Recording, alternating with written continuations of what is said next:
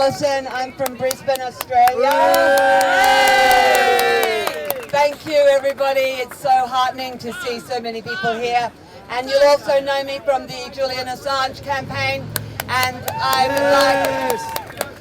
always make the point in freedom rallies, a man who's emblematic of the loss of our freedoms is Julian Assange. Yes.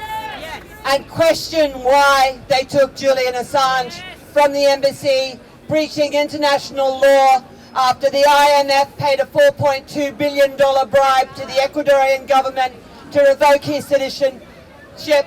Question why they took him when they did. The greatest fighter for freedom that we have ever known, the man who gave us the truth about everything. So always keep him in your hearts and minds. There's a verdict coming up probably next week in his appeal hearing. The US have appealed against his no extradition decision. Julian won the case, and the Lord Chief Justice, Ian Burnett of England and Wales, has added himself to the case to decide on whether Julian's will win this time. However, he is the best friend of Ian Duncan Smith, the minister who set up the Operation Penguin Room, similar to when Obama set it up for Osama bin Laden. They were cheering when they supposedly murdered Osama bin Laden without evidence, and they were cheering an Operation Penguin, and his best friend did it. So be aware of that decision about to come down. Now, Julian said there is unity in the oppression, but through this we must have absolute unity and determination in the response. Yes. Julian said this when the police were crowding round the Ecuadorian embassy when they were plotting to take him out, and he thanked everyone for coming, and I thank everyone for coming here today on behalf of Australians to express their solidarity. We have a big problem, don't we, in our so-called democratic countries, and the reason why they've chosen Australia to be the model for totalitarianism is clear to see. We don't have a proper constitution in Australia. We don't have a First Amendment, a Second Amendment, and we don't have one in Britain either.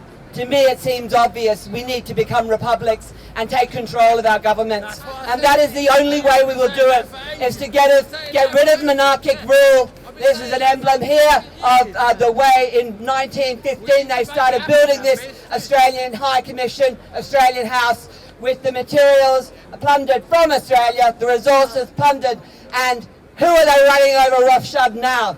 The Indigenous nations of Australia, who number in their hundreds, who have a unique genetic code in their DNA, who is the oldest living civilization on Earth, carbon dated to 65,000 years, continuous survival, and probably more.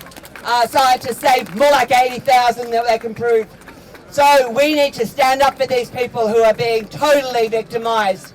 And thanks all for your solidarity. Would you like to be taken off to an internment camp or a mining camp, or however they want to describe it? And this is what's happened to people in Australia. They have not even had a positive test, and they have been dragged from their lands and put in this. Of course, we know what this whole new world order is about resource capture, about screwing the last little bit of resources out of every single one of us and the lands that Indigenous nations occupy.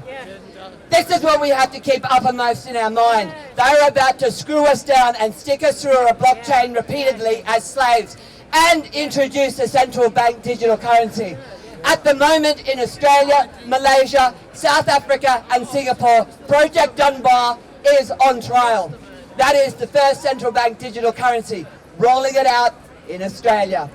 And Australians are also subject to a card system where they do not have income, social credit score system called the Indue card. Who are the beneficiaries of this? The Liberal National Party own the Indue card. Twiggy Forrest, a major resource plunderer and mining magnate in Australia, is receiving money. It's his project. Watch out for the central bank digital currency.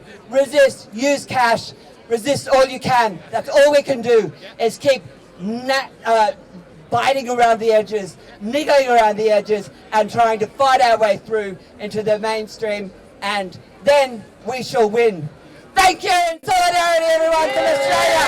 Thank you so much.